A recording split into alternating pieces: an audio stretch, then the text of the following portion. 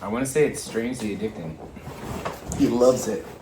Strangely addicting. Yo, what's up, everybody? Welcome back to the Dad Labs podcast. We're here with another episode. It's your boy, Dodger Tommy. Roger, Tommy. In the house. In the studio. In the studio. In the studio. I thought you were going to whisper. You can whisper in this episode. We drank some of this Liquid Death limited edition Deathberry Inferno. It's got a warning label on it for parents for extremely spicy. You know what you can't do with it? Make a drink? Let it sit in your mouth. I know. That would suck. No, it doesn't. I mean, it's like I said, it's strangely addicting. It's got ghost peppers in it, you know, so look for our Liquid Death commercial is coming out because I want to get sponsored by Liquid Death. Let's go. That's the ultimate goal. I can see like a little Liquid Death refrigerator right behind us. I could see that. And then when our guests come, put a Liquid Death right here. Boom. Yeah. Bada bing. Every single time. Mm-hmm. I like it. All right, we're back here with another episode, and today is going to be an interesting one because I've seen this on some social media, and I believe it even made the news. There's a big debate going on right now, and I want to see what you feel about it, is kids in breweries, like allowing kids come to come to breweries. And a lot of breweries are making it okay by doing things for the kids, like having toys or books or whatever. And a lot of the regular goers who don't have kids are saying, man, this is our time to like have fun, quote unquote, and we're trying to get away from kids. Okay. So this is Padre Tommy's take, and I see both sides. That's just who I am. Okay. The breweries opening it up to families. Dude, I totally get it. Because you got to get, how easy is it, dads, to get away from the house? Right? It's hard. It's super hard. So back in the day, right, the dive bars, right, you had to, on your way home, stop. Then you could have a couple beers. Mm-hmm. And then you had to wait enough to then, right, or not have enough, right? And then you miss out on that, right? So that, I feel like that segment of population is gone. Yeah, that's true. That doesn't happen anymore. No. You don't have that dichotomy anymore with people working. Oh, and then now that you're trying to hide it too when you get home, right? It's just like, well, come on, we know you're not hiding it anymore. So they have to do something to fill that role. Right. And what is that something? It's like, hey, no, invite the family. Here locally, we have Stone Brewery, right? Mm-hmm. They have a World Bistro. Yes. Which is a very good restaurant. And I feel that brings in, you know, also the people that don't necessarily drink beer. Yeah. So you got two revenue streams. But a lot of times you have to wait. Yeah. Who likes to wait? Nobody likes to wait. Nobody likes to wait. So what's easier? I can get there, my family's chilling on the lawn. Yeah. I can walk up to the bar, get my brewski, and the kids are playing Bago or something, and come right back. Right.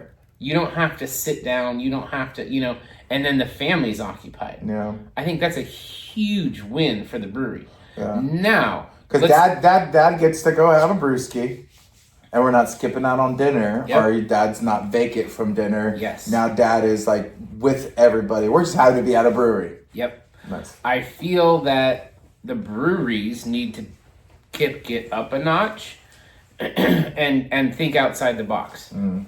Because the wineries have been doing it for a long time too. That's true. I was going to bring that up. They also have to compete with the wineries. Yeah. So there's wineries that have bouncy houses. There's wineries that have live music. There's you just have to find them. Mm-hmm. They don't have it every day. Right. A lot of times they have them on weekends. And that's the other thing that I notice is that the wineries want you to come for hours. Because you'll drink multiple drinks. Yes. And that's why they start bringing the food trucks and yes. So then now you start feeding and stay longer. And and there's like a lot of venues that specifically cater to that. I mean, the winery started it, right? Yeah, that's true. I think the breweries are having to compete there. And I think what the breweries need to do is something similar to like a movie theater almost. Right? Like, hey, you don't always have to just, be drinking at a bar. Right. Exactly. Because I feel like there's a negative stigma to that. Yeah. That piece. Yeah. I feel like it needs to be. They're trying to revamp. Right. That whole stigma. Right. At least that's my take on it. I mean, don't get me wrong. I think by all means, I think it's a great idea. So now, I mean, I haven't had anything to drink alcohol wise in over 2 years. But when I was drinking, I was a big IPA fan, And yeah, like me and my lady, we didn't like leaving the kids to go have a beer. Like bars, the kids are not allowed. Yeah, they're not allowed. Or if you bring them in, because some of them have like restaurants and sell burgers and stuff. Yep. And you bring them in, then they go, they look at you weird. Like, I can't believe they're bringing in kids here. And so to have a brewery being able to take my kids in and then having them have like toys and then like the food menu based for the kids. Yep. Dude, it's a win-win. And I can go have a really good IPA. Yep. Oh, double IPA. And be able to hang out with my kids and they can have their food. Yep. And have fun, And then now it's like everybody got to have fun. It's like going to the casino. But I feel like you get to go have dinner and have fun and then go home and go to bed. I feel like everybody's competing nowadays for the family's attention. Yeah. You have all these. It's a little bit of a liquid death. Ghost pepper getting to me. I feel like there's that competition of get the family in, then offer the alcohol and stuff like that. Yeah. Because I feel like that's a huge moneymaker. And they're just trying to appeal to both. Yeah. I really think that is. Because I feel like there's more push, as it should be. Dads should be, we should be in control of the situation. We should make good decisions. Yeah. Of course, we don't always do. But it's making sure our family's in a safe place. All the time. I guess that's the thing, right? You're not going to take them into a bar because that's not necessarily a safe place. You don't know who's there. You don't know, how drunk people are. Yeah, exactly. And then that's the other thing too is that bringing them around that kind of environment is also sketch too. Yeah. So it's like, okay, driving in and out, like, are these people okay to drive? That kind of thing. So I can see though the other side of the coin, right? Where people are like, yeah, but like I don't have kids, or my kids are like grown now, and are not with me anymore, or are at school or whatever, and me and my lady want to go have a beer without kids running around. Yeah, the loud noise. Yeah. And so I kind of get that side of it, but I mean, of course, me as a dad and with little kids still in the house, I kind of go to a bar.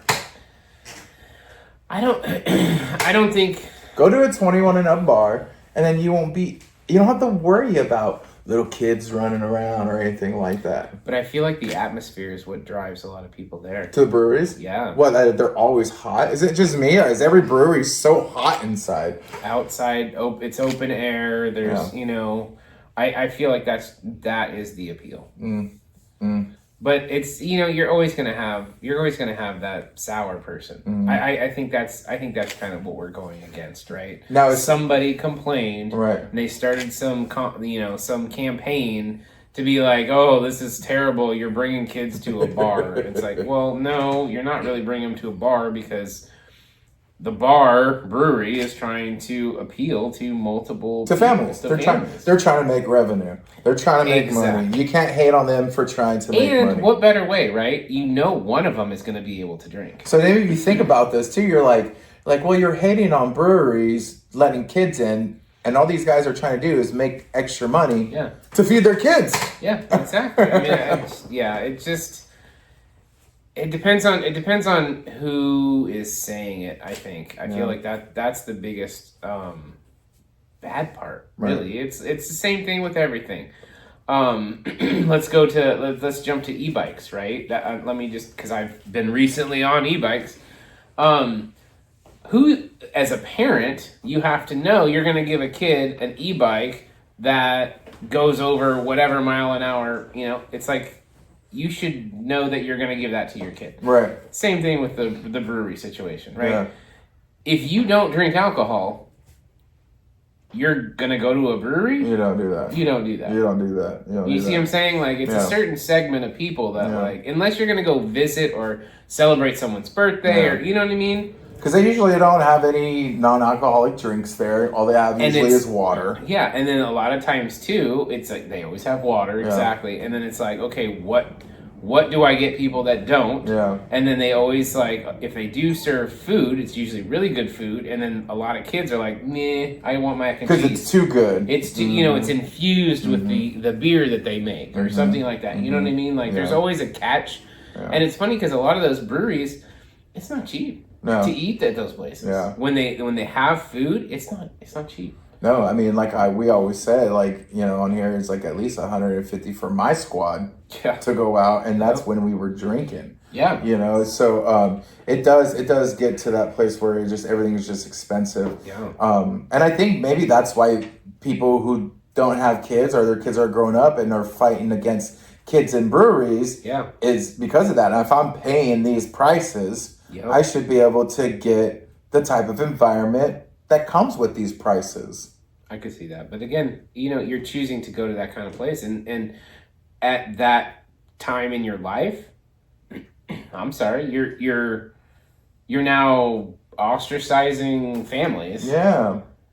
Who can't enjoy that exact thing. And then if you take that exact person and roll them back to that age when they had the family, they'd be against it. It's just... That's what I was saying, like, these people complaining, like, let's talk about when your parents were drinking and you were young. I bet you your dad was drinking a cerveza while he was driving you somewhere. Yeah. And you didn't even know about it. No one said anything of it. This seatbelt laws and all that stuff is, I don't want to say fairly new, but I mean... Us growing up, I think now it was actually more. Everything is enforced. Yeah, it's enforced more. But it's at what level? And that's where the regulation. It's like, okay, you can't stop everybody from hurting themselves. No, you just can't. No, like what if a kid falls in the brewery, bro? It's a liability for the brewery. Yeah.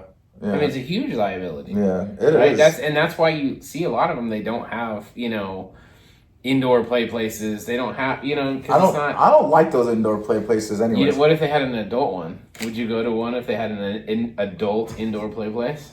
You had you actually had to climb through all these tubes and pipes to get your beer. Oh, that's messed up. That would be funny to watch, though. That would be awesome. That would be funny to watch. Maybe we should a Dad Labs brewery with the obstacle course. Yes. Everyone would have to sign a waiver. And then, in order to get your keys, you have to actually do the obstacle course.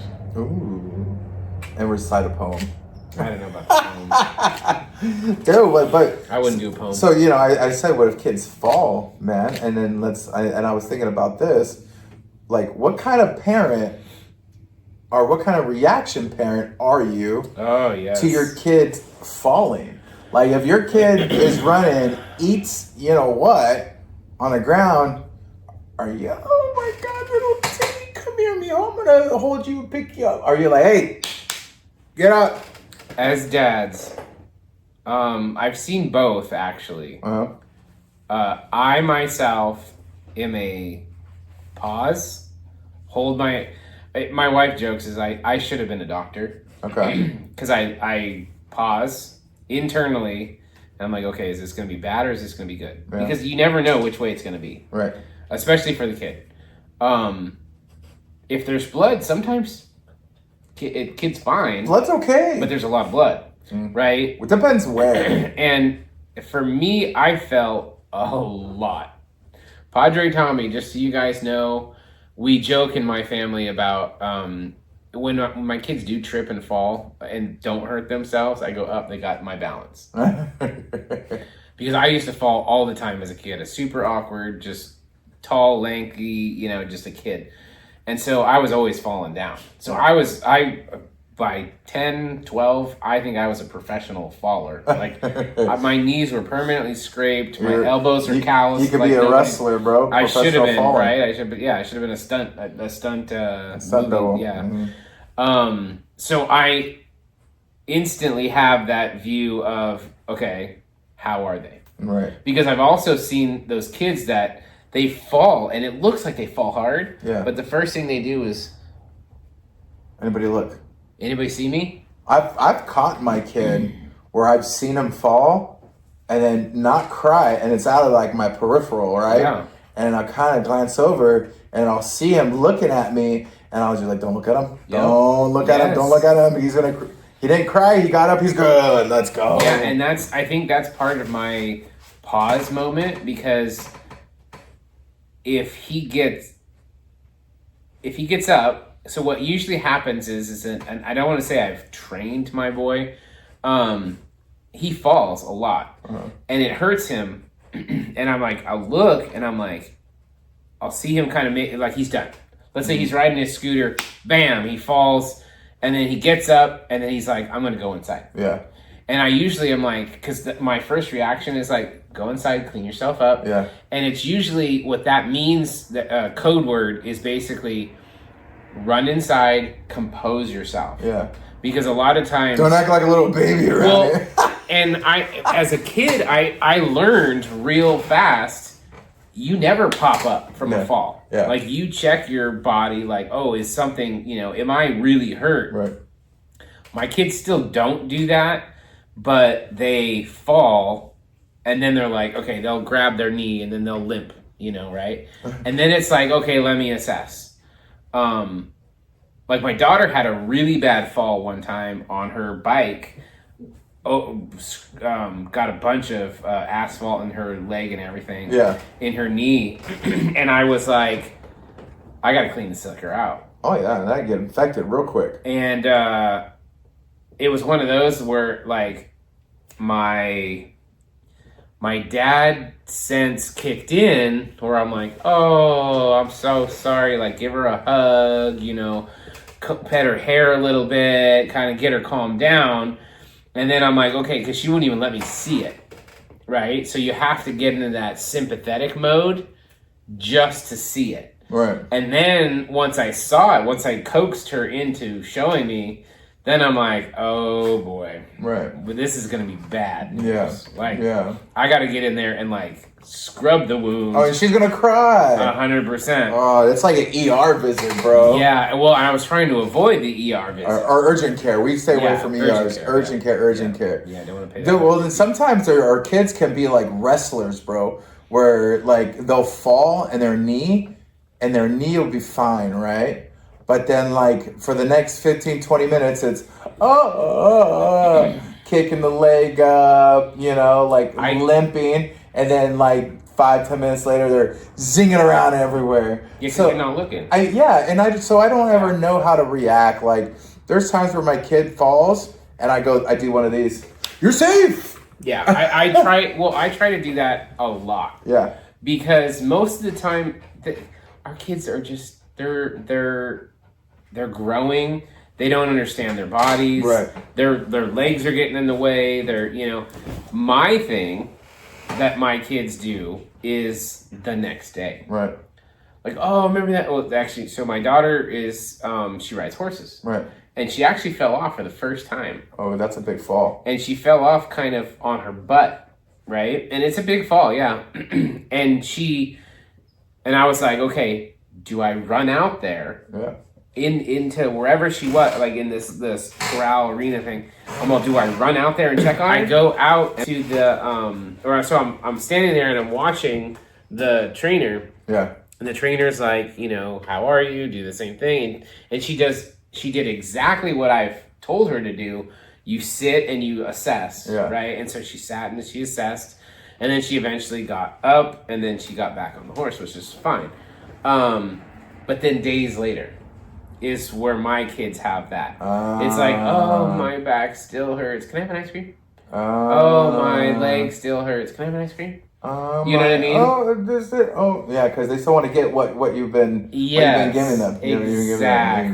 Exactly. So it's for me, it's like, and as a dad, it's like, oh yeah, I want to assess it. Like the next day, it's like, how does it feel? Does it feel off? Does it feel, because I know, and I've been to having enough kids, I know. Even if they break something, a lot of times you don't rush them to the doctor when they break elbow and arm or something like that. Unless it's like a clear, like, oh my God. Just bones coming out. Yeah, exactly. Then you're like 911. But you kind of play it out. Like, let's put some ice. And a lot of times, too, they can't do anything until swelling goes down. Right. Which is a day or two later. And then you kind of just go, all right, let me just wrap it up. And maybe that'll make them feel better. Some ice. Yeah. Yep. Throw some ibuprofen at you. And maybe you'll suck. I always say, you want a straw? So you can suck it up. Dude, I'll tell you, as a kid, man, when we fell, hey, I told you not to run so fast. And, it was always our fault. But see, I still do that to my kids, as bad as that may be. I do that because it's like, you got to be conscious. Right. Because a lot of times I'll warn them. Yeah. Hey, don't run here. Don't run on the side of the pool because it could be slippery. You could slip and fall. Let alone slip and fall in the pool. Right. And sure enough, they'll run around the pool, just whoosh, boom. Dang. It's like, guys, I told you. You can't be horsing around right here. Like, stop it, know? Yeah, you can't. So it's like, it's almost like a reality check. Yeah. Like, hey, guys, just tone it down a little bit. Like, I told you not to be so aggressive. I told you not to do, jump off of that 15-foot jump. But you did it. And now you got hurt. Right? And now you're crying to me. Right? So. What did I told you? That's what we learned every time growing up. What did I told you? I told you not to do it, right? Oh, man. I don't know. Like, as different, cultures treat different things, treat like a kid falling differently, man. Like I said, in my culture, a lot of it was like, oh, you're fine, get up. My dad was like, you're not hurt. And you're like, dude, my bone's coming out, bro. Well, he's like, you're good, let's go. A lot of times, too, though, if you look back, it's because they don't want to take. Now they have to stop what they're doing, the fun that they're doing. Yeah, the dads have to stop. The dads have to stop, and then they're mad at you for falling. Yeah, because now they got to tend to you, and now you're pulling them away from that. That's also plays into a lot of that. Dang, I think we could be messed up sometimes. But you got to remember too. It's like I feel like I've gotten mad at my kid for falling. I get mad because they don't listen. It's like stop. Horse playing around. It's like if you're both running, one in front of the other, someone's foot is going to hit somebody else's. Stop it. And then they're still doing this thing, and next thing you know, bam, one of them falls and hurts themselves, and you're like, didn't I just tell you not to do that? I want you to know, kid, that I could see into the future. Yeah. I can tell what's going to happen before it happens to you. Yeah. You keep doing this, you and your brother are going to meet and fall. No way. We're good. We're having fun. Okay. Well, and that's the one thing is, as much as I loved wrestling when I was younger, and not like official wrestling, like just play wrestling. Yeah. I tell my kids no wrestling because every single time I did, somebody got hurt. Dislocated a finger, popped something. That's because Dad went too hard. Dad's like, State City check, baby, let's go.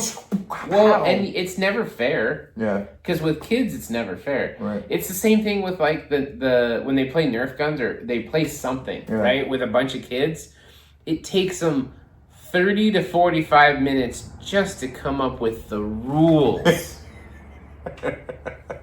That's facts. And I'm like, guys, just play. And the rules are ever changing too. Oh, it's so fluid. Because as soon as it goes negatively for one of the kids, then you go, no, I said we couldn't do that. Yeah, and you're like, oh, man. No tag backs. Yeah. We said no tag backs. Like, you can't double stamp a triple stamp. Yeah, it's like, oh my goodness. Like, that's inevitable. It will happen. Yeah, it will happen. It's like the same thing with bikes, right? Yeah. They're riding bikes. They see a puddle. Don't go through the puddle. Your bike's going to get all rusty. Because I know you're not going to clean it. Next thing you know, 2 weeks later, Right through. rust all over the Right thing. through. It's like the chain and everything. It's Yeah. like, really? Also, another episode we should do, teaching kids how to ride bikes. Because I remember that was a mission. I'll tell you a little funny story. What? About riding bikes.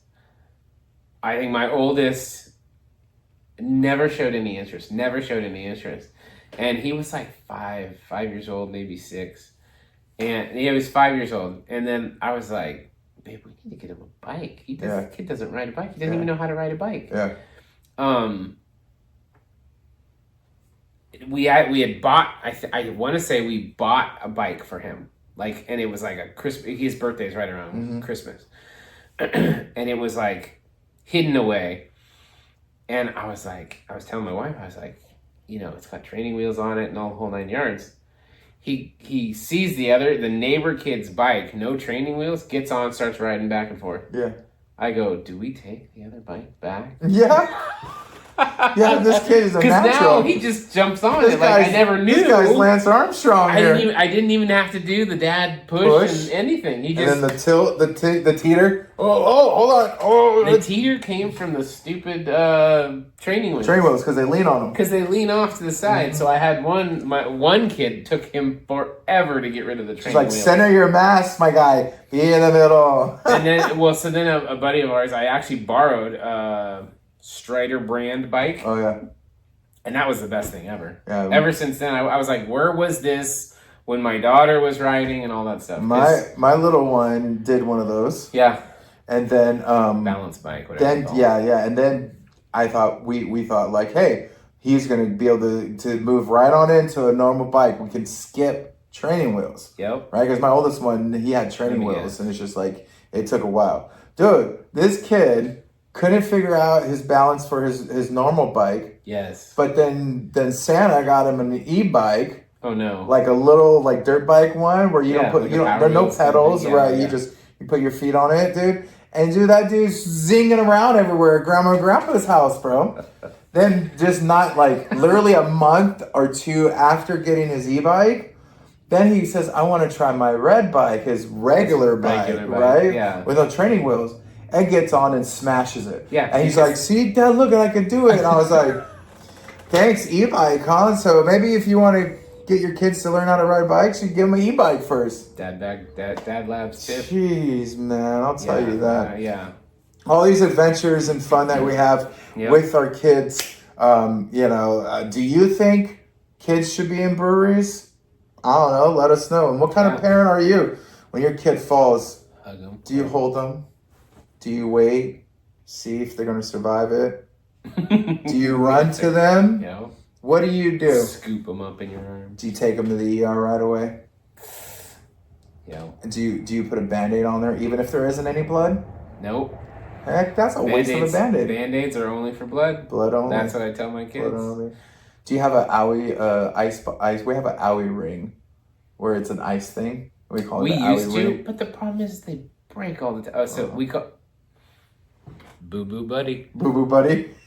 That's what I used to call them, Boo Boo Buddies. Hashtag Boo Boo Buddies. Hashtag Boo Boo Buddies. Yeah. They were, because I always say, do you need a Boo Boo Buddy? And they'll, tears in their eyes, and they give the yes. Aww. And it's just, you just go get the ice block. Yeah. The ones I put in your lunch. Yes. Because he broke all the other ones, the fancy little ones that don't harden. They those just are the get most, cool. those are the most real, we can count on those ones. The sandwich ones, they're durable, man. They won't break. Yeah, the Boo Boo Buddies bust all the time. Do you need a Boo Boo Bunny? If you do, come watch the Dad Labs podcast. We'll save you. Yeah, we'll take care of your boo boo. I'm gonna need a Boo Boo Buddy after this liquid death. This is spicy, bro. It is. Well, that's another episode here of the Dad Labs podcast, man. We got a lot going on. You guys check.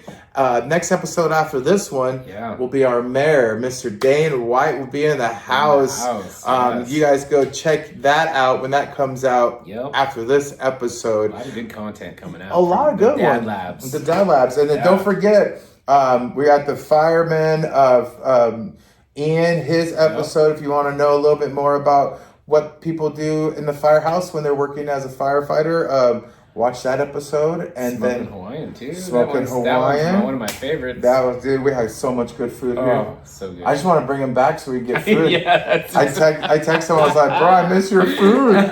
That's so true. Yeah, and then you guys just watch my boy Staff Sergeant Stephen Laura tell us a little bit about his days as a military and how being a dad and a military dad at the same time. You call him military dad, right? Yep. Yeah. Very, very great episode. Yeah. A lot of info. And good content. Now. Yeah, man. So check that one out for sure. Check it out. That's available right now on YouTube. You guys, thank you so much for all your support. As always. Yeah. Anything else? Dad Labs out. Dad Labs, baby. We're out.